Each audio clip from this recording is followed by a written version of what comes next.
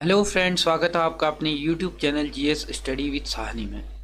हम देख रहे हैं हिंदी भाषा से संबंधित प्रैक्टिस सेट जो आगामी परीक्षाओं के लिए काफ़ी महत्वपूर्ण रहने वाला है और ख़ास करके जो अक्टूबर में एग्ज़ाम होना है जेल बंदी रक्षक, उसके लिए बहुत ही महत्वपूर्ण सीरीज रहने वाली है। तो हम पहले 1 तारीख तक हमारा टारगेट है कि हिंदी भाषा से लगभग 70 से 80% जो क्वेश्चन पेपर पूछे जाते हैं उसको हम कवर कर लेंगे। तो कुछ बहुत इसमें हो सकता है 1-2 नंबर का छूट जाए, लेकिन हम कोशिश करेंगे कि 17 से लेकर 18 नंबर तक का हम इसमें कवर कर लें। तो कल पिछली वीडियो में हमने देखा था शब्द विचार के बारे में, और जिसमें हमने देखा था तत्सम, तद्भव, देशज, विदेशज, रूढ़ शब्द, यौगिक, योग रूढ़, विकारी, अविकारी, ये सारे देखे थे। जिसमें हमने देखा था कि अर्थ के आधार पर शब्द के भेद, रचना के आधार पर शब्द के भेद, उत्पत्ति के आधार पर शब्द के भेद और प्रयोग के आधार पर शब्द के भेदों के बारे में हमने उसमें जाना था। अगर आप लोगों ने अभी तक वो वीडियो नहीं देखी है तो प्लेलिस्ट में जाकर के उस वीडियो को देख सकते हैं, और इसका डिस्क्रिप्शन पर भी मैं लिंक आप लोगों को दे दूंगा। तो आज हम बात करेंगे कि संज्ञा, सर्वनाम, विशेषण, क्रिया, क्रिया विशेषण, अव्यय, इन सब के बारे में हम इस पर देखेंगे। और इसके लिए हमने इसमें प्रत्येक अलग अलग उससे हमने इसमें क्या कर रखे हैं, ऑब्जेक्टिव प्रश्न बनाए हुए हैं जो आपके लिए काफ़ी महत्वपूर्ण रहेंगे।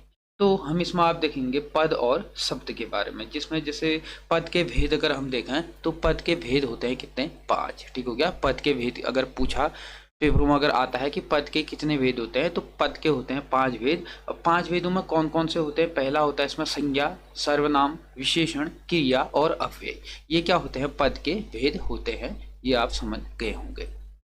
तो अब आज का जो पहला प्रश्न है हम उसे देखते हैं कि वस्तु, स्थान, भाव या विचार के द्योतक शब्द को कहा जाता है। तो इसको जो कहा जाता है वह कहा जाता है संज्ञा। ऑप्शन ए इसका सही उत्तर हो जाता है। अगर हम संज्ञा की अगर परिभाषा की बात करें तो किसी वस्तु, स्थान, प्राणी के नाम को क्या कहा जाता है, संज्ञा कहा जाता है। और संज्ञा का मतलब ही होता है क्या, नाम। ठीक हो क्या, संज्ञा का मतलब ही होता है नाम। और अगर हम संज्ञा के बदले जिस चीज को हम यूज करते हैं उसको कहा जाता है क्या, सर्वनाम। यानी कि सर्वनाम का मतलब होता है सभी का नाम, और संज्ञा का मतलब ही क्या होता है, नाम होता है। तो वस्तु, भाव और विचार के द्योतक शब्द को कहा जाता है संज्ञा। समझ गए होंगे। उसके बाद नेक्स्ट प्रश्न है, उत्पत्ति के आधार पर संज्ञा के भेद होते हैं। यानी कि संज्ञा के कितने भेद होते हैं उत्पत्ति के आधार पर। तो उत्पत्ति के आधार पर संज्ञा के भेद होते हैं कितने, 3। अब किसी किसी पे किताबों में आप लोगों को 5 भी देखने को मिल जाता है। ठीक हो गया। तो इसको हम समझते हैं कि 3 भेद होते हैं, जो कौन कौन से होते हैं। सबसे पहला जो भेद होता है वो क्या होता है, व्यक्तिवाचक संज्ञा। ठीक हो गया। सबसे पहले जो होता है वो होता है व्यक्ति, ठीक हो क्या, व्यक्तिवाचक संज्ञा। और अगर हम दूसरे की बात करें तो वो होता है क्या, जातिवाचक संज्ञा। दूसरा क्या होता है, जातिवाचक संज्ञा। और अगर हम तीसरे की बात करें तो तीसरा होता है भाववाचक संज्ञा। ठीक हो क्या, मतलब व्यक्तिवाचक संज्ञा, जातिवाचक संज्ञा और भाववाचक संज्ञा, इसके क्या होते हैं, संज्ञा के 3 भेद होते हैं। और अब किसी किसी किताबों में 5 भेद कैसे हमको देखने को मिलते हैं। जो ये जातिवाचक जो संज्ञा होती है इसके 2 क्या होते हैं, उपभेद होते हैं। ठीक हो गया। जातिवाचक संज्ञा के 2 उपभेद होते हैं। एक क्या होता है, द्रव्यवाचक संज्ञा होता है, एक होता है द्रव्यवाचक और दूसरा होता है आपका समूहवाचक। ठीक हो गया। एक होता है द्रव्यवाचक, एक होता है समूहवाचक। ये किसके भेद होते हैं, जातिवाचक संज्ञा के भेद होते हैं, द्रव्यवाचक और समूहवाचक। अगर संज्ञा की बात करता है तो संज्ञा के सिर्फ कितने भेद होते हैं, संज्ञा के सिर्फ और सिर्फ 3 भेद होते हैं, व्यक्तिवाचक, जातिवाचक और भाववाचक होते हैं। अब इसको भी आप समझ गए होंगे। नेक्स्ट प्रश्न हम देखते हैं, स्त्रीत्व शब्द में कौन सी संज्ञा है। तो स्त्रीत्व शब्द में संज्ञा है वह है आपकी भाववाचक। तो स्त्री का क्या कर रहा है, इसमें भाव उत्पन्न हो रहा है, तो स्त्री होने का भाव इसमें उत्पन्न हो रहा है। तो इसमें जो संज्ञा हो जाएगी वो कौन सी हो जाएगी, भाववाचक संज्ञा हो जाएगी। ऑप्शन सी, ऊपर नीचे हो गया, इसमें ऑप्शन सी इसका सही उत्तर हो जाएगा, भाववाचक संज्ञा। समझ गए होंगे। ऊपर नीचे समझने से मतलब है ऊपर नीचे हो भी जाएगा चलेगा। तो इसका जो होगा वो क्या होगा, स्त्रीत्व का भाववाचक संज्ञा इसमें होती है। उसके बाद नेक्स्ट प्रश्न है, भारतीय शब्द का बहुवचन होगा। ठीक हो गया। तो बहुवचन एक वचन से भी प्रश्न देखने को हमको मिलते हैं। तो भारतीय का बहुवचन होता है भारतीयों। ऑप्शन ए इसका सही उत्तर हो जाएगा। भारतीय का बहुवचन अगर बताने को आता है तो क्या हो जाएगा, भारतीय का भारतीय। उसके बाद नेक्स्ट प्रश्न है, सूर्य शब्द का स्त्रीलिंग क्या होगा। अब मैंने कल पिछली वीडियो में भी आप लोगों को बताया था कि अगर किसी शब्द का अगर स्त्रीलिंग बनाना हो तो उसके अंत में आ या ई जोड़ देते हैं। ठीक हो गया। आ या ई अगर जोड़ देंगे तो उससे क्या बन जाता है, वो शब्द स्त्रीलिंग बन जाता है। तो अब इसमें ई जोड़ के हम देखते हैं, सूरी, ये तो कोई शब्द बनेगा नहीं। अगर आ जोड़ देंगे तो क्या हो जाएगा, सूर्या हो जाता है। ठीक हो गया। और सूर्या शब्द कैसा है, स्त्रीलिंग होता है। ऑप्शन बी इसका सही उत्तर हो जाएगा। और मैंने पिछली वीडियो में ये भी बताया था कि जिन शब्दों के अंत में आ या ई आता है, मतलब अकारांत और इकारांत शब्द हमेशा क्या होते हैं, स्त्रीलिंग होते हैं। उसके बाद नेक्स्ट प्रश्न है, बुढ़ापा भी एक प्रकार का अभिशाप है, इस वाक्य में रंगीन छपे शब्द की संज्ञा बताएं। तो अब इसमें कह रहा है कि बुढ़ापा, ठीक हो गया। तो रंगीन, इसको कलर करना, कलर नहीं हो पाया है। तो जो ये बुढ़ापा है, बुढ़ापा में जो शब्द है इसमें जो संज्ञा होगी बुढ़ापा में, वो क्या होगी, भाव उसमें उत्पन्न हो रहा है। बुढ़ापे का क्या भाव उत्पन्न हो रहा है, बुढ़ापे का भाव उत्पन्न हो रहा है। तो इसमें कौन सा हो जाएगा, ऑप्शन सी इसका सही उत्तर हो जाएगा, भाववाचक संज्ञा हो जाएगी। उसके बाद नेक्स्ट है, निम्नलिखित शब्द में से कौन सा शब्द संज्ञा है। तो अब इसमें संज्ञा कौन सा है कह रहा है, तो संज्ञा जो इसमें होगा वो कौन होगा, क्रोध। क्रोध एक प्रकार क्या है, संज्ञा है। ठीक हो गया। ऑप्शन बी इसका सही उत्तर हो जाएगा। क्रुद्ध भी नहीं होगा, क्रोधी भी नहीं होगा, क्रोधित भी नहीं होगा, तो कौन सा हो जाएगा इसमें, क्रोध संज्ञा हो जाता है। उसके बाद नेक्स्ट प्रश्न है, आंसू का बहुवचन क्या होगा। तो आंसू का बहुवचन होता है आंसुओं। ठीक हो गया। तो इसका सही उत्तर हो जाएगा ऑप्शन सी। ऑप्शन सी इसका सही उत्तर हो जाएगा। नीचे ऊपर हो गया लेकिन समझ गए होंगे। उसके बाद नेक्स्ट प्रश्न है, निम्नलिखित शब्द में से एक शब्द पुल्लिंग है, उसे बताएं। तो इसमें से एक शब्द क्या है, पुल्लिंग है। तो उसको हमने देखना है कि इसमें पुल्लिंग शब्द कौन सा होगा। बूढ़ा, तो पहला ही शब्द इसमें क्या है, पुल्लिंग है। ठीक हो गया, पुल्लिंग है। और जड़ता, घटना और दया, तो इनके अंत में क्या आ रहा है, आ रहा है। और अधिकांश आकारांत शब्द हमने क्या कहा था, स्त्रीलिंग होते हैं कहा था। तो इसमें भी बुढ़ापा भी जैसे इस आ रहा है, लेकिन अधिकांश होते हैं। ठीक हो गया, सभी नहीं होते हैं। 90% आ और ई अकारांत शब्द क्या होते हैं, हमेशा अंत में क्या होते रहते हैं, स्त्रीलिंग होते हैं। ठीक होगा, अधिकांश होते हैं, सभी नहीं होते हैं। तो इसी प्रकार से जो बुढ़ापा होता है वो क्या होता है, पुल्लिंग होता है। जड़ता स्त्रीलिंग रहता है, घटना भी स्त्रीलिंग होता है और दया भी स्त्रीलिंग होती है।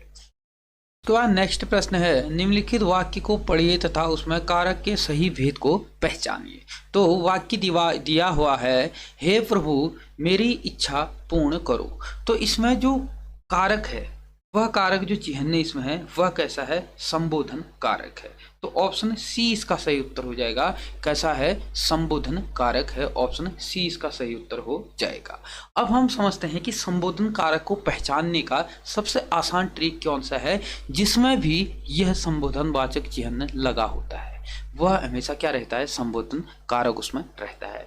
दूसरा ये है कि किसी से अगर कोई चीज, किसी को पुकारा जाता है, ठीक हो गया, किसी को पुकारने का जहाँ पे भाव उत्पन्न होता है वहां पर भी क्या होता है, संबोधन कारक होता है। और इसके लिए जो संबोधन कारक के जो चिन्ह आते हैं वह कैसे आते हैं, हे, अरे, ओ, ऐसे शब्द भी जहां पर ऐसे शब्द जहां पर आते हैं वहां पर हमेशा कौन सा कारक रहता है, संबोधन कारक रहता है। ठीक हो गया, मतलब अचानक से कोई चीज जहां पर होती है, यानी कि किसी को पुकारने का भाव जहाँ पे उत्पन्न होता है वहाँ पे संबोधन कारक होता है। अब कारक चिन्ह को भी हम देखते रहेंगे आपको नेक्स्ट। जैसे अगर कभी कभी पूछता है कि कारक के भेद कितने होते हैं, तो कारक के जो भेद होते हैं वो होते हैं कितने, 8 इसके भेद होते हैं। कौन कौन से, सबसे पहले होता है कर्ता कारक, कर्म कारक, करण कारक, संप्रदान कारक, अपादान कारक, संबंध कारक, अधिकरण कारक और संबोधन। ठीक हो गया। तो इसके कितने भेद होते हैं, 8 इसके भेद होते हैं। आगे इसको हम देखते रहेंगे। उसके बाद नेक्स्ट प्रश्न है, भाववाचक संज्ञा बताइए। ठीक हो गया। तो इसमें जो भाववाचक संज्ञा होगी वह होगी कौन सी, लड़कपन। ऑप्शन सी इसका सही उत्तर हो जाएगा। लड़कपन कौन सी संज्ञा हो जाएगी, भाववाचक संज्ञा हो जाएगी। ठीक हो गया, यानी कि लड़कपन एक भाव उत्पन्न हो रहा है उसमें, तो भाववाचक संज्ञा इसमें हो जाती है। उसके बाद नेक्स्ट प्रश्न है, सच्चरित्रता किस मूल शब्द से बना है। ठीक हो गया। तो जो सच्चरित्रता है इसका जो मूल शब्द जो है इसमें वह कौन सा है, चरित्र। ठीक हो गया। इसका जो मूल शब्द हो जाएगा वो कौन सा हो जाएगा, चरित्र शब्द से बना हुआ है क्या, सच्चरित्रता। ठीक हो गया। तो ऑप्शन बी इसका सही उत्तर हो जाता है। चरित्र शब्द से बना, मूल चरित्र मूल शब्द से बना हुआ है क्या, सच्चरित्रता। उसके बाद नेक्स्ट प्रश्न है, कौन सा शब्द बहुवचन है। तो इसमें बहुवचन पूछ रहा है। ठीक हो गया। माता बहुवचन नहीं है। और प्राण, ठीक हो गया। तो प्राण कैसा शब्द होता है, बहुवचन होता है। ऑप्शन बी इसका सही उत्तर हो जाएगा। प्राण कैसा शब्द है, बहुवचन है। लड़का भी एक वचन है और किताब भी एक वचन है। ठीक हो गया। तो जैसे लड़के हो जाता तो तब बहुवचन होता, किताबें होता तब भी बहुवचन होता। ठीक हो गया। माता तो एक वचन ही होता है, और जो प्राण शब्द होता है यह क्या रहता है, हमेशा बहुवचन होता है। ठीक है।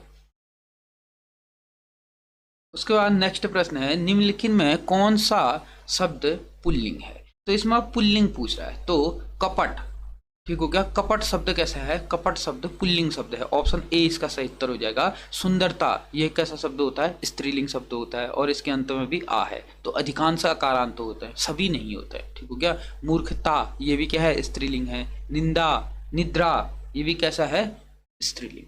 ठीक हो गया। तो जो पुल्लिंग इसमें है वह कौन सा शब्द है, कपट पुल्लिंग शब्द है। उसके बाद नेक्स्ट प्रश्न है, गीदड़ का स्त्रीलिंग क्या होगा। तो गीदड़ का स्त्रीलिंग होगा गीदड़ी। ठीक हो गया। तो हमने क्या कहा था कि जब हम क्या करते हैं, किसी शब्द के अंत में आ या ई जोड़ देते हैं। ठीक हो गया। आ या ई अगर जोड़ देते हैं तो उसके अंत में आ या ई जोड़ने से वो क्या बन जाता है, स्त्रीलिंग बन जाता है। तो इसका सही उत्तर हो जाएगा ऑप्शन सी, गीदड़ी कैसा शब्द हो जाएगा, स्त्रीलिंग शब्द हो जाएगा। उसके बाद नेक्स्ट प्रश्न है, किस वाक्य में अपादान कारक है। ठीक हो गया। तो अपादान कारक किस में है कह रहा है, तो देखते हैं हम पहले। राम ने रावण को तीर से मारा। ठीक हो गया। तो इसमें भी नहीं है। दूसरा है, मोहन से अब सहा नहीं जाता, इसमें भी नहीं है। दूसरा है, हिमालय से गंगा निकलती है। तो इसमें कौन सा कारक है, अपादान कारक है। ठीक हो गया। तो ऑप्शन सी इसका सही उत्तर हो जाएगा। इसमें कौन सा कारक है, अपादान कारक है। और चाकू से फल काटो, इसमें भी नहीं है। अब हम अपादान कारक को पहचानेंगे कैसे कि इसमें अपादान कारक है या नहीं है। जहां पर भी अलगाव का भाव उत्पन्न होता है। ठीक हो गया। से तो आ रहा है, सब में आ रहा है, से इसमें भी आ रहा है, इसमें भी से आ रहा है, इसमें भी से आ रहा है, इसमें भी से आ रहा है। ठीक हो गया। तो कारक चिन्ह तक अपादान कारक का क्या होता है, से होता है। परंतु से हमने कहा कि अपादान कारक का कारक चिन्ह से होता है। से कारक चिन्ह करण कारक का भी होता है। ठीक हो गया। करण कारक का भी से चिन्ह होता है और अपादान कारक में भी से होता है। ठीक हो गया। लेकिन अपादान को समझते कैसे हैं, जहां पर भी अलगाव का भाव उत्पन्न होता है। कैसा, अलगाव का भाव। ठीक हो गया। अलगाव का भाव जहां पे उत्पन्न होगा वहां पे हमेशा कौन सा कारक होता है, अपादान कारक होता है, यानी कि अलग होने का भाव। अब यहाँ पे अलग क्या हो रहा है, यहाँ पे अलग ये हो रहा है कि हिमालय से गंगा निकलती है। मतलब हिमालय है, हिमालय से गंगा क्या हो रही है, निकल गई है। मतलब हिमालय में गंगा अलग हो जा रही है, हिमालय से गंगा अलग हो जा रही है। तो उसमें क्या हो जाएगा, अपादान कारक हो जाएगा। उसी प्रकार से जैसे पेड़ से फल गिरा। ठीक हो गया। पेड़ से फल गिरा मतलब पेड़ में फल लगा हुआ था, अब उस पेड़ से फल क्या हो गया है, अलग हो गया है। तो वहां पर कौन सा कारक हो जाता है, अपादान कारक हो जाता है। समझ गए होंगे कि जब कभी भी किसी चीज से कोई चीज अलग होती है, यानी कि अलग होने का भाव उत्पन्न होता है, वहां पे कौन सा कारक हो जाता है, वहां पर अपादान कारक होता है। उसके बाद नेक्स्ट प्रश्न है, हिंदी में शब्दों का लिंग निर्धारण किसके आधार पर किया जाता है। तो हिंदी में शब्दों का जो लिंग निर्धारण होता है वह किया जाता है संज्ञा के द्वारा। तो ऑप्शन ए इसका सही उत्तर हो जाएगा कि हिंदी में जो लिंग निर्धारण किया जाता है, जैसे स्त्रीलिंग हो गया, पुल्लिंग हो गया, नपुंसकलिंग हो गया, ये लिंग जहाँ पे निर्धारित होते हैं वहाँ पर क्या हो, किसके द्वारा किया जाता है, संज्ञा के माध्यम से उसका निर्धारण किया जाता है। तो इसका सही उत्तर हो जाएगा ऑप्शन ए। उसके बाद नेक्स्ट प्रश्न है, निम्नलिखित में भाववाचक संज्ञा कौन सी है। तो भाववाचक जो संज्ञा इसमें है, शत्रुता जो है वह कैसी संज्ञा है, भाववाचक संज्ञा है। ऑप्शन ए इसका सही उत्तर हो जाएगा, शत्रुता कैसी संज्ञा हो जाएगी, भाववाचक संज्ञा हो जाता है। और अगर इसमें अन्य को हम देखें, जैसे वीर है, यह कैसा संज्ञा होती है, यह जातिवाचक में आती है। मनुष्य भी जातिवाचक संज्ञा में आता है और गुरु भी जातिवाचक संज्ञा में आता है। ठीक हो गया। तो जो भाववाचक संज्ञा में आता है वह कौन सा आता है, शत्रुता भाववाचक संज्ञा है। उसके बाद नेक्स्ट प्रश्न है, निम्नलिखित शब्दों में से स्त्रीलिंग शब्द का चयन कीजिए। तो इसमें शब्द दिए हुए हैं, तो इसमें हमने स्त्रीलिंग शब्द का चयन करना है। तो अपराध कैसा शब्द है, यह पुल्लिंग शब्द है।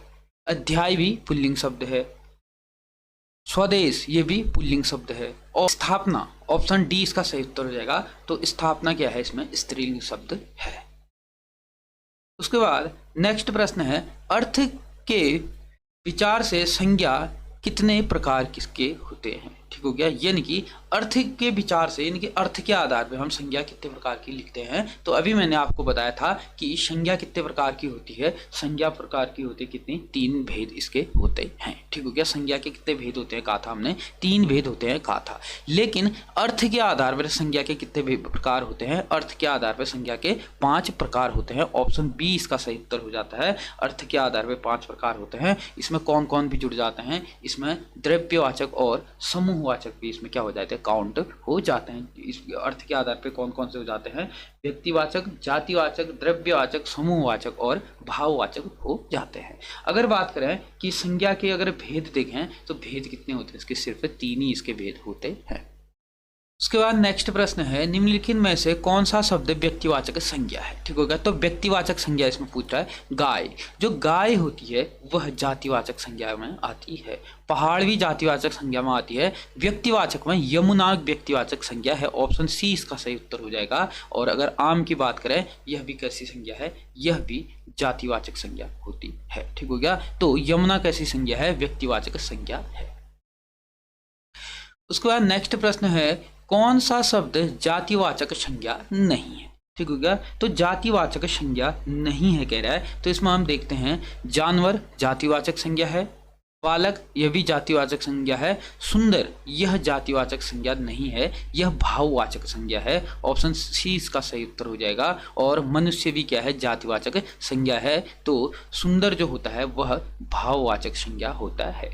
अब हम एक बार समझ लेते हैं कि जातिवाचक संज्ञा कौन कौन से होते हैं, क्या क्या होते हैं। ठीक हो गया। तो जो शब्द किसी वस्तु या व्यक्ति या स्थान की पूर्ण जाति का बोध कराते हैं। ठीक हो गया। जातिवाचक संज्ञा में क्या होता है कि जो व्यक्ति, वस्तु या स्थान, व्यक्ति, वस्तु या स्थान के संपूर्ण जाति का क्या कराते हैं, बोध कराते हैं, वह क्या होते हैं, वह जातिवाचक संज्ञा होते हैं। जैसे वस्तु अगर हम इसमें देखें, वस्तु जैसे क्या क्या आते हैं इसमें, मोबाइल हो गए, संपूर्ण मोबाइल की जितने भी ब्रांड होते हैं उनकी जाति का बोध इसमें कराएगा। टीवी, जितनी भी टीवियाँ होती है अलग अलग कंपनियों की, कंप्यूटर्स हो गए, पुस्तक हो गए, तो ये सब किसके अंतर्गत आते हैं, जातिवाचक के। जैसे स्थान की अगर बात करें, गांव, स्कूल, शहर, बगीचा। अगर प्राणी की बात करें, आदमी, जानवर, पशु, पक्षी। ठीक हो गया। ये सारे किसके अंतर्गत आते हैं, यह जातिवाचक संज्ञा के अंतर्गत आते हैं। उसके बाद नेक्स्ट प्रश्न है, कौन सा शब्द भाववाचक संज्ञा नहीं है।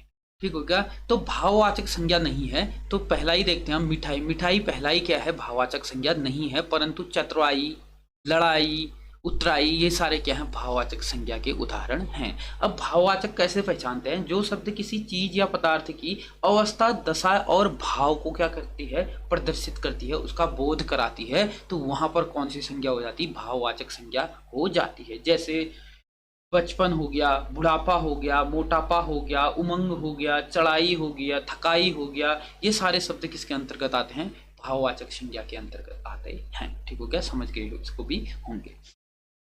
उसके बाद नेक्स्ट प्रश्न है, जातिवाचक संज्ञा बताएं। तो जातिवाचक इसमें संज्ञा है, ऑप्शन ए ही इसका सही उत्तर हो जाएगा। लड़का जो होता है वह जातिवाचक संज्ञा के अंतर्गत आता है। और उसके बाद सेना जो है, सेना कैसी संज्ञा है, समूहवाचक संज्ञा है।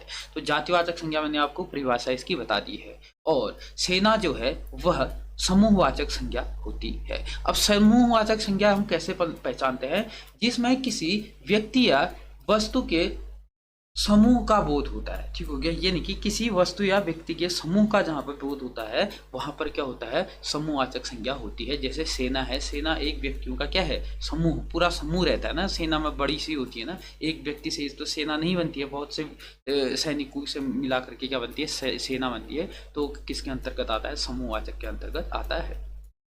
श्याम, श्याम जो है एक लड़का है, तो एक किसके अंतर्गत, व्यक्तिवाचक संज्ञा के अंतर्गत आता है। और दुख यह भाववाचक संज्ञा के अंतर्गत आता है, ठीक हो गया, समझ गए होंगे। अब हम इसमें समझते हैं कि जैसे व्यक्तिवाचक संज्ञा हमने बोला, तो व्यक्तिवाचक संज्ञा में क्या रहता है, किसी व्यक्ति, वस्तु या स्थान के नाम को क्या कहते हैं, व्यक्तिवाचक संज्ञा होती है, ठीक हो गया। यानी कि किसी व्यक्ति का नाम, वस्तु का नाम या स्थान का नाम जहाँ पे आएगा वहां पर व्यक्तिवाचक संज्ञा होती है। उसके बाद नेक्स्ट प्रश्न है, कौन सा शब्द स्त्रीलिंग है। तो स्त्रीलिंग इसमें अगर शब्द हम देखें तो स्त्रीलिंग इसमें शब्द हो जाएगा परिषद, ऑप्शन डी इसका सही उत्तर हो जाएगा। परिषद शब्द कैसा है, स्त्रीलिंग है। और सहारा हो गया, ये कैसा शब्द है, पुल्लिंग शब्द है। सूचीपत्र ये भी पुल्लिंग शब्द है। और श्यार भी, ये भी कैसा है, पुल्लिंग शब्द है। लेकिन जो परिषद होता है यह कैसी संज्ञा होती है, यह स्त्रीलिंग शब्द होता है। उसके बाद है नेत्री शब्द का पुल्लिंग रूप है। तो नेत्री शब्द का पुल्लिंग रूप होता है नेता, ठीक हो गया। नेता का स्त्रीलिंग क्या होती है, नेत्री होती है। नेता कैसा शब्द होता है, पुल्लिंग शब्द होता है। अगर हम इसको स्त्रीलिंग बनाते हैं तो क्या हो जाता है, नेत्री हो जाता है। ऑप्शन ए इसका सही उत्तर हो जाएगा। नेत्री का पुल्लिंग क्या हो जाएगा, नेता होता है। उसके बाद नेक्स्ट प्रश्न है, कारक के कितने भेद होते हैं। अभी मैंने आपको बताया कि कारक के 8 भेद होते हैं। ऑप्शन बी इसका सही उत्तर हो जाएगा, 8 भेद होते हैं। उसके बाद नेक्स्ट प्रश्न है, के लिए किस कारक चिन्ह का चिन्ह है, ठीक हो गया। तो के लिए जो कारक चिन्ह होता है वह संप्रदान कारक का क्या होता है, चिन्ह होता है। तो ऑप्शन बी इसका सही उत्तर हो जाता है, ठीक हो गया। तो जो संप्रदान कारक होता है इसमें जो प्रयोग होता है वह को या के लिए का इसमें प्रयोग किया जाता है, कारक चिन्ह का प्रयोग किया जाता है को या के लिए। तो संप्रदान कारक, अब संप्रदान कारक को पहचानने के लिए हम कैसे इसको पहचानेंगे, जिसके लिए क्रिया हो या जिसे कुछ प्रदान किया जाता है, ठीक हो गया। मतलब जिसके लिए कहीं पे क्रिया हो रही होगी या जिसे कुछ प्रदान किया जा रहा होगा तो वहां पर हमेशा क्या होता है, संप्रदान कारक होता है, ठीक हो गया। और जैसे हम देखते हैं कर्म कारक, कर्म कारक के लिए जो प्रयोग होता है वह को का प्रयोग कर्म कारक के लिए भी होता है। लेकिन इसमें क्या होता है, क्रिया के प्रभावित होने वाला जो शब्द होता है वह कैसा होता है, कर्म कारक होता है, ठीक हो गया। यानी कि कर्म कारक में क्या होता है कि क्रिया से वह शब्द क्या होता है, प्रभावित होता है। वहां पर कौन सा कारक लगता है, कर्म कारक होता है। तो उसका जो कारक चिन्ह होता है वो होता है को। अगर हम संबंध कारक की बात करें तो संबंध कारक के में का, के, की, रा, रे, री और ना, ने, नी का प्रयोग इसमें होता है। जहां पर दो पदों का संबंध आपस में होता है वहां पर कौन सा कारक होता है, संबंध कारक होता है। और अपादान कारक मैंने अभी आपको बताया कि अलगाव का भाव जहां पे उत्पन्न होता है वहां पर क्या होता है, अपादान कारक होता है। उसके बाद नेक्स्ट प्रश्न है, वृक्ष से पत्ते गिरे। तो वृक्ष से पत्ते गिरे, तो इसके लिए अभी मैंने आपको बताया था जहां पर भी अलग होने का भाव उत्पन्न होगा, यानी कि अलगाव का भाव उत्पन्न होगा, वहां पे हमेशा कौन सा कारक होता है, अपादान कारक होता है, ठीक हो गया। तो अपादान कारक के लिए कारक चिन्ह का प्रयोग क्या होता है, से का प्रयोग होता है। और दो चीजें यहाँ पे अलग होंगी, जैसे वृक्ष से पत्ते गिर रहे हैं मतलब वृक्ष से पत्ते अलग हो रहे हैं, तो वहां पर कौन सा कारक होता है, अपादान कारक होता है। उसी प्रकार से नेक्स्ट प्रश्न है, वृक्ष पर पक्षी बैठे हैं, इस वाक्य में कौन सा कारक है, ठीक हो गया। तो यहां पे क्या हो रहा है कि वृक्ष पर पक्षी बैठे हैं। अभी हमने देखा कि वृक्ष से पत्ते अलग हो रहे थे, लेकिन यहाँ पर क्या हो रहा है कि वृक्ष पर पक्षियां बैठ रखी हैं। तो यहाँ पर जो कारक प्रयोग होता है वह होता है कौन? पर आ रहा है, ठीक हो गया, पर आ रहा है तो यहाँ पे जो कारक चिन्ह प्रयोग होगा वह क्या होगा? अधिकरण कारक, ठीक हो गया। ऑप्शन डी इसका सही उत्तर हो जाएगा, अधिकरण कारक। अब अधिकरण कारक में क्या होता है? मैं या पर का यहाँ पे प्रयोग होता है, कारक चिन्ह इसके लिए क्या होता है? मैं या पर, ठीक है। मैं या पर कारक चिन्ह जहां पे लगता है वहां पे कौन सा कारक होता है? अधिकरण कारक होता है।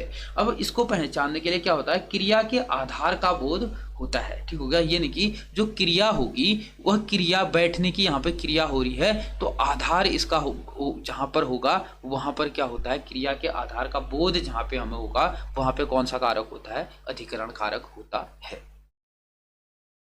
उसके बाद नेक्स्ट प्रश्न है, चारपाई पर भाई साहब बैठे हैं।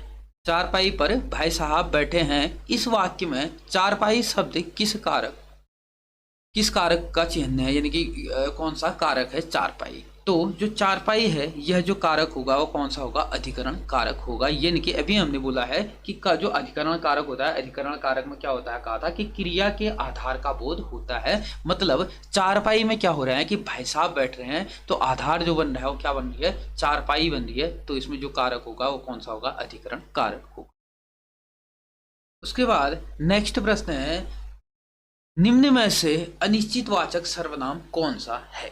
तो अनिश्चितवाचक सर्वनाम पूछ रहा है तो इसमें हो जाएगा कि अनिश्चित, जहां पर कोई निश्चित नहीं है, ठीक हो गया, यानी कि कोई किसी चीज का निश्चित नहीं है। अब अनिश्चितवाचक सर्वनाम क्या होता है? जिस शब्द में किसी वस्तु, स्थान, व्यक्ति आदि की निश्चितता का बोध नहीं होता है, ठीक हो गया। यानी किसी व्यक्ति का आने का या किसी स्थान के होने का, ठीक हो गया, यानी कि किसी वस्तु के मतलब निश्चितता का बोध नहीं होगा कि नहीं है या नहीं है, ऐसा कोई भी बोध जहां पे नहीं होगा वहां पे क्या हो जाता है? अनिश्चितवाचक सर्वनाम होता है। तो यहाँ पर सही उत्तर इसका हो जाएगा बी या सी, दोनों एक ही हो गए हैं। कोई जो शब्द होगा वह क्या हो जाता है? अनिश्चितवाचक सर्वनाम होता है। अब अनिश्चितवाचक सर्वनाम में क्या क्या आते हैं? जैसे कुछ, ठीक हो गया, कुछ आ जाएगा, कोई आ जाएगा। तो ऐसे शब्द जहां पर आ जाएंगे वहां पे कौन सा सर्वनाम हो जाता है? अनिश्चितवाचक सर्वनाम हो जाता है। अब बात आती है कि सर्वनाम के भेद कितने होते हैं? तो सर्वनाम के भेद कितने होते हैं? सर्वनाम के 6 भेद होते हैं, ठीक हो गया। सर्वनाम के 6 भेद होते हैं। प्रश्न पूछा जाता है परीक्षाओं में। अगर पूछे कि कौन कौन से इसके भेद होते हैं तो पुरुषवाचक सर्वनाम, निजवाचक सर्वनाम, निश्चितवाचक सर्वनाम, अनिश्चितवाचक सर्वनाम, प्रश्नवाचक सर्वनाम और संबंधवाचक सर्वनाम, यह कितने भेद होते हैं? इसके 6 भेद होते हैं। किसके? सर्वनाम के। उसके बाद नेक्स्ट प्रश्न है, यह घोड़ा अच्छा है, इस वाक्य में क्या है? तो यह घोड़ा अच्छा है, यह कह रहा है, ठीक होगा। तो यह घोड़ा अच्छा है, इसमें कौन सा शब्द हो जाएगा? इसमें यह जो होगा वो क्या होगा? सर्वनाम होगा। ऑप्शन बी इसका सही उत्तर हो जाता है। अब सर्वनाम का अर्थ ही क्या होता है? सर्वनाम का अभिप्राय ही होता है सब नाम, यानी कि सबके नाम, तो क्या मतलब संज्ञा के बदले बोले जाने वाले शब्द क्या होते हैं? सर्वनाम होते हैं, ठीक हो गया। जहां पर संज्ञा ना होकर के उसके बदले जो शब्द बोले जाएंगे वो क्या हो जाएंगे? सर्वनाम होते हैं। जैसे मैं, तुम, हम, वे, आप, ये सारे शब्द कैसे होते हैं? सर्वनाम होते हैं। अब मूल रूप से मूल जो सर्वनाम होते हैं, मूल मूल जो सर्वनाम होते हैं वह कितने होते हैं? 11 होते हैं, ठीक हो गया। ये भी पेपरों में पूछा जाता है उलझाने के लिए आपको कि मूल सर्वनाम कितने होते हैं? मूल सर्वनाम 11 होते हैं। अब ऑप्शन में पहले ही क्या रख देगा? 6 रख देगा। लेकिन जो ये 6 होते हैं यह क्या होते हैं? सर्वनाम के भेद होते हैं, ठीक हो गया। मैंने अभी बताया आपको, जैसे पुरुषवाचक हो गया, निजवाचक हो गया, निश्चितवाचक हो गया, अनिश्चितवाचक हो गया, प्रश्नवाचक हो गया, संबंधवाचक हो गया। ये सारे 6 क्या होते हैं? सर्वनाम के भेद होते हैं। लेकिन जो मूल जो सर्वनाम होते हैं वह कितने होते हैं? 11 होते हैं। इसमें जैसे हम देखते हैं मैं, ठीक हो गया, एक शब्द होता है मैं, मूल सर्वनाम में आता है। हम, ठीक हो गया, हम हो गया। उसके बाद आता है तू, तुम, तुम, वह, यह, आप, कौन, कोई, जो, तो, ठीक हो गया। ये कितने होते हैं, मूल जो सर्वनाम होते हैं वह 11 होते हैं। ठीक हो गया। मैं, हम, तू, तुम, वह, यह, आप, कौन, कोई, जो, सो, ये क्या होते हैं, 11 सर्वनाम मूल होते हैं। उसके बाद नेक्स्ट प्रश्न है, संज्ञा या सर्वनाम की विशेषता बतलाने वाले शब्द को क्या कहा जाता है। तो संज्ञा और सर्वनाम की जो विशेषता बताते हैं उसे हम क्या कहते हैं, विशेषण कहते हैं। ऑप्शन ए इसका सही उत्तर हो जाता है। जो संज्ञा और सर्वनाम की विशेषता बताते हैं उन्हीं को कहा जाता है विशेषण। उसके बाद नेक्स्ट प्रश्न है, विशेषण के कितने प्रकार होते हैं। तो विशेषण के अगर प्रकार की बात करें तो विशेषण 4 प्रकार के होते हैं। कौन कौन से होते हैं, गुणवाचक विशेषण होता है, परिमाणवाचक विशेषण होता है, संख्यावाचक विशेषण होता है और सार्वनामिक विशेषण होता है। तो विशेषण के कितने प्रकार होते हैं, 4 प्रकार होते हैं। अब नेक्स्ट प्रश्न है, निम्न में से विशेषण चुनिए। अब इसमें जो विशेषण है वह कौन सा है, जैसे ऑप्शन सी इसका सही उत्तर हो जाएगा, थोड़ा। अब थोड़ा कैसे होगा देखते हैं हम। जैसे हमने अभी एक विशेषण बताया था, कौन सा, परिमाणवाचक। परिमाणवाचक विशेषण में क्या होता है, जहां पर किसी चीज का माप निश्चित नहीं होता है। ठीक हो क्या, यानी कि परिमाण हम उसको, परिमाणवाचक में क्या होता है कि जिस विशेषण में संज्ञा अथवा सर्वनाम के परिमाण का बोध होता है। ठीक हो गया। जैसे यहाँ पर है थोड़ा, थोड़ा एक शब्द दिया गया है, तो यहाँ पर क्या हो रहा है कि संज्ञा अथवा सर्वनाम का परिमाण का बोध होता है, उसकी माप का बोध होता है। तो यह संज्ञा कौन सी हो जाएगी, विशेषण जो होगा वो कौन सा विशेषण हो जाएगा, परिमाणवाचक विशेषण हो जाएगा। हम इसमें ऑप्शन ही ऑप्शन देखेंगे, अगर प्रत्येक ऑप्शन को देखेंगे तो वीडियो काफी लंबी हो जाएगी। उसके बाद नेक्स्ट प्रश्न है, निम्नलिखित शब्द में कौन सा शब्द विशेषण है। तो इसमें जैसे पहला ही शब्द दिया गया है सच्चा। सच्चा शब्द क्या है, यह एक विशेषण है। ऑप्शन ए इसका सही उत्तर हो जाएगा। अगर हम बात करें तो इस विशेषण की, तो इसमें जो सच्चा होता है वह गुणवाचक विशेषण होता है, यानी कि किसी के गुण का इसमें बोध हो रहा है, तो सच्चा जो होगा वो कौन सा विशेषण हो जाएगा, गुणवाचक विशेषण हो जाएगा। उसके बाद नेक्स्ट प्रश्न है, कुछ बच्चे कक्षा में शोर मचा रहे हैं। कुछ बच्चे कक्षा में शोर मचा रहे हैं। ठीक हो गया। तो इसमें क्या है कि जो रंगीन शब्द, यानी कि इसमें कुछ, ठीक हो गया, जो एक कुछ है, ठीक हो गया, ये जो कुछ है इसमें क्या कह रहा है, मैं कौन सा विशेषण है, यानी कि रंगीन शब्द विशेषण है, यानी कि जो कुछ है यह कैसा विशेषण है। तो जो कुछ होता है यह कैसा होता है, अनिश्चित संख्यावाचक क्या होता है, विशेषण होता है। ऑप्शन डी इसका सही उत्तर हो जाएगा। इसमें किसी चीज का निश्चित बोध नहीं हो रहा है। ठीक हो गया। कुछ जहां पर आता है यानी कि अनिश्चित। अब परिमाणवाचक में भी 2 प्रकार के विशेषण होता है, एक तो होता है क्या, निश्चितवाचक, और एक होता है क्या, अनिश्चितवाचक। होगा। निश्चितवाचक विशेषण में क्या होता है कि उसका निश्चितता का बोध होता है, उसमें जैसे 5 किलो, 10, 20 किलो, 25 किलो, मतलब एक परिमाण जो होगा निश्चित होगा। लेकिन अनिश्चितवाचक में क्या होता है, कुछ, थोड़ा, मतलब ऐसे शब्द जहां पे आएगा, बहुत सा, तो वहां पर क्या होता है, अनिश्चितवाचक विशेषण होता है। तो ऑप्शन डी इसका सही उत्तर हो जाएगा। उसके बाद नेक्स्ट प्रश्न है, इनमें से गुणवाचक विशेषण कौन सा है। तो गुणवाचक जो विशेषण इसमें है वह क्या है, नया। ठीक हो गया, यानी कि उसका गुण का बोध हमें हो रहा है। कौन सा विशेषण नए में क्या हो जाएगा, गुणवाचक विशेषण होगा है। तो अब गुणवाचक विशेषण की अगर हम परिभाषा देखें तो वे विशेषण जो किसी संज्ञा और सर्वनाम का क्या करता है, रंग, रूप, आकार, स्वभाव, गुण, दोष, अवस्था, दशा आदि का क्या कराते हैं, बोध कराते हैं, वहां पर क्या होता है, गुणवाचक विशेषण होता है। तो नया क्या है, गुणवाचक विशेषण। इसमें अगर हम जैसे देखें तो ये अन्य जो है वो परिमाणवाचक है, जैसे चौगुना है, ये क्या है, निश्चित परिमाणवाचक है। 3 है, ये निश्चित परिमाणवाचक है। ठीक हो गया। कुछ है, ये अनिश्चित परिमाणवाचक है। ठीक हो गया। उसके बाद नेक्स्ट प्रश्न है, निम्नलिखित में से कौन सा शब्द विशेषण है। तो अब इसमें शब्द दिए गए हैं हमको, इसमें कौन सा शब्द विशेषण है कह रहा है। तो इसमें जो होगा निपट, निपट जो शब्द है यह क्या है, विशेषण है। ठीक हो गया। ऑप्शन सी इसका सही उत्तर हो जाएगा, यानी कि किसी चीज का निपटने की वहां पे बात हो रही है, तो निपट जो शब्द होगा वो क्या हो जाएगा, इसमें विशेषण। ठीक हो गया। उसकी विशेषता यह बता रहा है। उसके बाद नेक्स्ट प्रश्न है, संस्कृत का विशेषण है। तो संस्कृत का विशेषण होता है सांस्कृतिक। ठीक हो गया। संस्कृत का जो विशेषण होता है वह सांस्कृतिक होता है। ऑप्शन डी इसका सही उत्तर हो जाएगा। और ये प्रश्न परीक्षाओं में पूछा जाता है, यह इंपॉर्टेंट, इसको कर लीजिएगा, क्या इंपॉर्टेंट है। उसके बाद नेक्स्ट प्रश्न है, रचना की दृष्टि से क्रिया के भेद होते हैं। तो रचना की दृष्टि से क्रिया के दो भेद होते हैं। कौन कौन से? सकर्मक क्रिया, सकर्मक क्रिया और अकर्मक क्रिया। तो क्या सकर्मक क्रिया और अकर्मक क्रिया के दो भेद होते हैं। और सकर्मक क्रिया में क्या होता है कि सकर्मक क्रिया को पहचानने के लिए क्या, जैसे क्या होता है, जिस क्रिया में का प्रभाव कर्ता पर न पड़े, यानी कि जिस क्रिया का प्रभाव कर्ता पर नहीं पड़ता है वहां पर क्या हो जाता है, सकर्मक क्रिया हो जाती है। जैसे एक शब्द हम लिखते हैं इसमें राम, एक शब्द हम लिखते हैं यहाँ पे राम पुस्तक, राम पुस्तक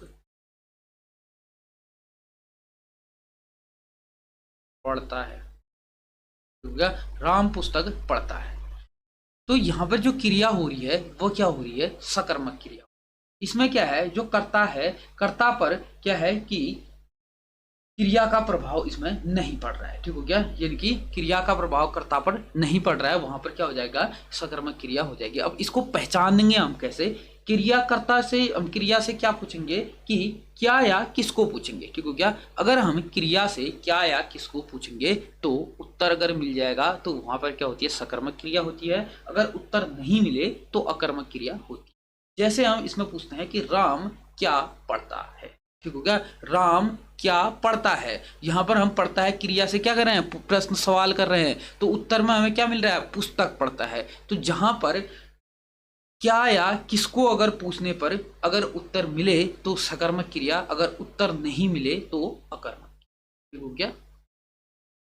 उसके बाद नेक्स्ट प्रश्न है, क्रिया का मूल रूप होता है। तो क्रिया का जो मूल रूप होता है वह क्या होता है, धातु होता है। ऑप्शन ए इसका सही उत्तर हो जाएगा कि क्रिया का जो मूल रूप होता है वह क्या होता है, धातु होता है। जैसे अब हम एक कौन सी कोई भी क्रिया इसमें लिखते हैं, लिखना होगा, लिखना। तो जो इसमें मूल रूप है क्रिया का, ठीक हो क्या, यानी कि लिखने में जो मूल रूप है लिख, लिखिए क्या है, मूल क्रिया है। ठीक हो गया, मूल क्रिया है लिख, ना इसमें क्या जोड़ दिया गया है, प्रत्यय जोड़ दिया गया है। उसी प्रकार से हम जैसे खाना, एक शब्द लिखते हैं खाना, खाने की क्या हो रही है, क्रिया हो रही है। तो इसका जो मूल रूप है वह क्या है, खा। खा में हमने ना प्रत्यय जोड़ दिया तो मूल धातु, मूल क्रिया क्या हो जाएगी, खा हो जाएगी। ठीक हो गया, उसी प्रकार से क्रिया का जो मूल होता है वह क्या कहलाता है, धातु कहलाता है। तो यार नेक्स्ट प्रश्न है, निम्नलिखित वाक्य में से कौन सा ऐसा वाक्य है जिसकी क्रियाकर्ता के लिंग के अनुसार ठीक नहीं है। तो इसमें जैसे हम देखते हैं, जैसे राम आता है, ये भी सही है। उसके बाद है ये घोड़ा होगा, घोड़ा दौड़ता है, ये भी सही है। उसके बाद हाथी सोता है, सोती है। ठीक है, यानी कि हाथी सोता है होना चाहिए, यहाँ सोती है हो रहा है, तो ऑप्शन सी इसका सही उत्तर हो जाएगा। उसी प्रकार लड़की खाती है, यहाँ पे लड़की होगा, खड़की हो रहा है, लड़की खाती है, तो इसका जो सही उत्तर हो जाएगा ऑप्शन सी इसका सही उत्तर। तो बाद नेक्स्ट प्रश्न है, काम का ना बताने वाले शब्द को क्या कहा जाता है। तो काम का ना बताने वाले शब्द को कहा जाता है क्या, क्रिया। ऑप्शन सी इसका सही उत्तर हो जाएगा। काम का नाम बताने वाली क्रिया को क्या, शब्द को क्या कहा जाता है, क्रिया कहा जाता है। उसके बाद नेक्स्ट प्रश्न है, मैं खाना खा चुका हूं, इस वाक्य में भूतकालिक भेद इंगित कीजिए। तो मैं खाना खा चुका हूं, तो इसमें हमने क्या करना है, भूतकालिक जो भेद है वह हमने इंगित करना है। तो मैं खाना खा चुका हूं, तो इसमें कौन सी क्रिया हो रही है, कौन सी भूतकालिक भेद होता है, पूर्ण। इसमें मतलब खाना खान पूर्ण हो चुका है, उसका खाना खाना पूर्ण हो चुका है, तो पूर्ण भूत होगा। ऑप्शन बी इसका सही उत्तर हो जाएगा। उसके बाद नेक्स्ट प्रश्न है, चिड़िया आकाश में उड़ रही हैं, इस वाक्य में उड़ रही किस किस प्रकार की क्रिया है, यानी कि किस प्रकार की क्रिया है, कह रहा है क्रिया किस प्रकार की, इसमें किस प्रकार की क्रिया है। चिड़िया आसमान में उड़ रही हैं, तो इसमें कौन सी क्रिया हो जाएगी, ऑप्शन ए इसका सही उत्तर हो जाएगी, इसमें अकर्मक क्रिया होगी। हमने क्या कहा था, जो सकर्मक जो क्रिया जहां पे होगी वहां पर क्या होता है कि क्रिया से क्या या किसी को पूछने से अगर उत्तर मिल जाता है तो सकर्मक क्रिया, अगर उत्तर नहीं मिले तो अकर्मक क्रिया। अगर हम इसमें जैसे पूछते हैं कि इसमें है चिड़िया आकाश में उड़ रही हैं, चिड़िया किसको उड़ रही हैं, उत्तर नहीं मिलेगा। चिड़िया क्या उड़ रही है, उत्तर फिर भी नहीं मिलेगा। तो कौन सा क्रिया हो जाएगी, कौन सी हो जाएगी, अकर्मक क्रिया इसमें हो जाएगी। उसके बाद नेक्स्ट प्रश्न है, किस वाक्य में क्रिया सामान्य भूतकाल में है। तो सामान्य भूतकाल में कह रहा है, तो अब इसमें हम पढ़ के देखते हैं। पहले उसने पुस्तक पढ़ी, तो क्या सामान्य है। उसके बाद उसने पुस्तक पढ़ी है, उसने पुस्तक पढ़ी थी और उसने पुस्तक पढ़ी होगी। तो इसमें जो सामान्य भूतकाल कह रहा है, तो उसने पुस्तक पढ़ी, ऑप्शन ए ही इसका सही उत्तर हो जाएगा। उसके बाद नेक्स्ट प्रश्न है, सामान्य वर्तमान काल का उदाहरण है। या तो सामान्यतया वर्तमान काल का उदाहरण इसमें हम देखते हैं, जैसे सीता बाजार जाती है, रमेश ने समाचार पत्र पढ़ा, वर्षा हो रही है, यह जाती है। तो इसमें जो सामान्य काल जो हमको इसमें देखने को मिलेगा वह उत्तर हो जाएगा ऑप्शन डी, यह जाता है। तो यह क्या हो जाएगा, वर्तमान काल में हो रहा है। उसके बाद नेक्स्ट प्रश्न है, निम्नलिखित में से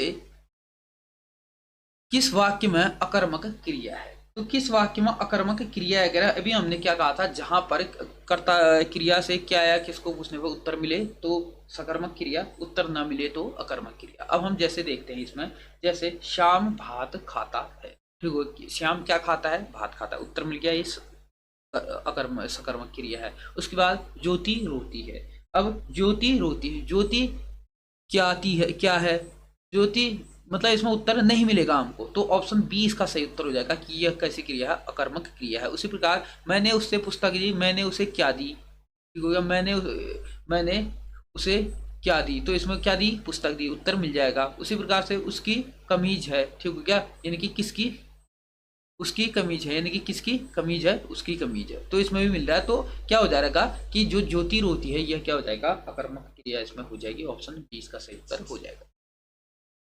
उसके बाद नेक्स्ट प्रश्न है, निम्नलिखित में विकारी शब्द कौन से हैं। अब विकारी और अविकारी इसको हम समझ लेते हैं।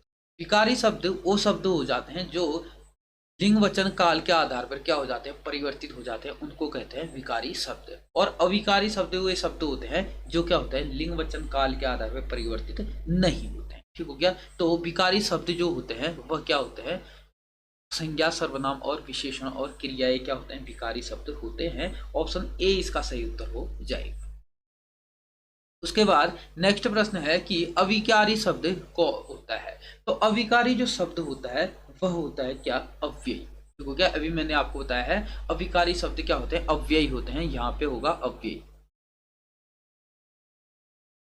ठीक हो गया। अविकारी शब्द क्या होते हैं, अव्ययी शब्द ही, अव्ययी शब्द ही अविकारी होते हैं, मतलब वो खर्चे नहीं होते हैं। ऑप्शन डी होगा इसका सही। उसके बाद है अव्यय के कितने भेद होते हैं। तो अव्यय के भेद होते हैं कितने, 4 भेद होते हैं, ऑप्शन बी इसका सही उत्तर हो जाएगा। अव्यय के कितने भेद होते हैं, 4 भेद होते हैं। अगर हम अव्यय के भेद की बात करें तो इसके जो 4 भेद होते हैं उसमें जैसे पहले तो आता है क्रिया विशेषण अव्यय, उसके बाद आता है संबंध बोधक अव्यय, उसके बाद आता है समुच्चय बोधक अव्यय, और उसके बाद जो चौथा आता है वह आता है विस्मयादि बोधक अव्यय, ठीक हो गया। तो इसके कितने भेद होते हैं, 4 भेद होते हैं। उसके बाद नेक्स्ट प्रश्न है संबंध कारक का चिन्ह।